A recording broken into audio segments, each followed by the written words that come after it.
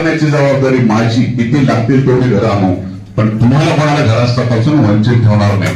आपल्याला आदिम जमातीला सुद्धा आपल्या तालुक्यामध्ये शबरीमध्ये त्यांना ठेवलं नाही. आपण आदिम जमातीचा वेगळा कोटा तयार केलाय. 3000 घरं आपल्या तालुक्यामध्ये घेतोय आणि सगळे आदिम जमात त्याच्यामधून चांगली घरं करतोय, जेणेकरून राहायला त्याला घर वीट भट्टीवरून आल्यावर तो उन्हाळभर विचार नसतो. पावसाच्या टायमाला येतो आणि पाण्याच्या छत्र्या लावून घरामध्ये राहतो.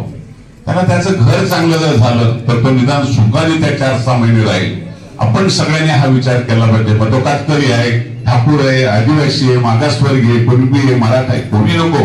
प्रत्येकाला अधिकार आहे, त्या याच्यातून त्यांना लाभ दिला पाहिजे. सगळ्यांनी आपण त्याबद्दल विकासाला लागलं पाहिजे. योजना सरकारच्या आहेत, लुटायचे मला सरकारला आहे, कोणाच्या जोडून आणत नाही. त्यामुळे तुम्ही विचार करण्याची गरज नाही.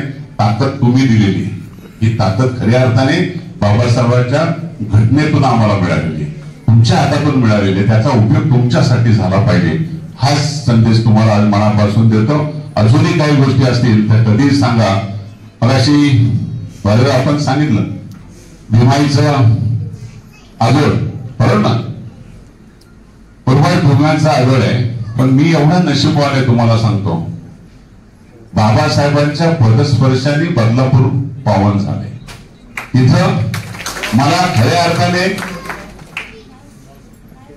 उभं करण्याची संधी मिळाली मला आणि चांगल्या प्रकारचं केलंय. त्या ठिकाणी 35 फुटी पुतळा, त्याचं माझं काम चालू आहे. 35 फुटाचा पुतळा त्या ठिकाणी उभं करतोय आणि या महाराष्ट्रात मला त्या सगळ्यात उंच पुतळा आपण बदलापूरला उभा करतोय. भीमाईच्या ठिकाणी सुद्धा खूप मोठी जागा आपण शासनाकडून घेतली, त्याचं काम झालंय. पण थोडं गटातटाचे जे काही गोष्टी आहेत ना, ह्या थांबवा. एकदम की आपण सगळ्यांनी एकत्र बसा. निधी किती लागेल तो मला तुम्ही सांगा, कामं काय असतील ती सांगा. गट तर मला चालत नाही. मी सांगतो कोणी आला त्याचं काम करत असतो. मी कधीही माझ्या घरी आलेल्या माणसाला जात आणि पक्ष विचारत नाही, त्याचं काम विचारत असतो.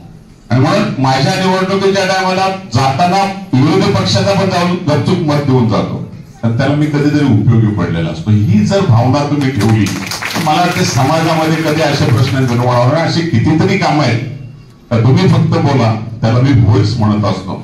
प्रशासनाशी चांगले संबंध असल्यामुळं माझ्यासारख्या कार्यकर्त्याला कुठेही अडचण येत नाही. आणि म्हणून 14 तारखेला आपले मंत्री महोदय आठवले साहेब सुद्धा बदलापूरला त्यांचा नागरिक सत्कार ठेवलेला आहे. सगळ्या आपल्या मंडळींनी पण आलं पाहिजे, कारण पहिल्यांदा असं घडलंय.